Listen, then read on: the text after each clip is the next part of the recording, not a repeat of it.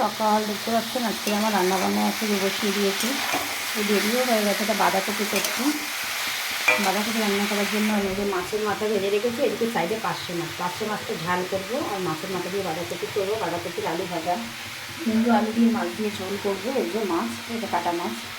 আর এই বেগুন দিয়ে বেতো শাক ভাজা করবো, তাই বেগুনটাও ভেজে রেখেছি।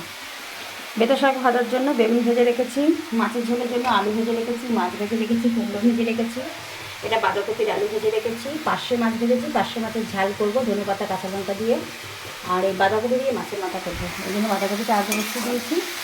ভাজাভাজি সব শেষ, এবার একটা একটা করে বসিয়ে দেবো, টপ করে হয়ে যাবে বাঁধাকপিটা।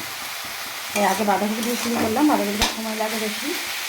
বাঁধাকপিটা আগে হোক, সেরকম আমি অনেক কিছু গুছিয়ে নিই। সবাইকে অনেক অনেক ভালোবাসা, সাথে থাকবেন, পাশে থাকবেন। বাই।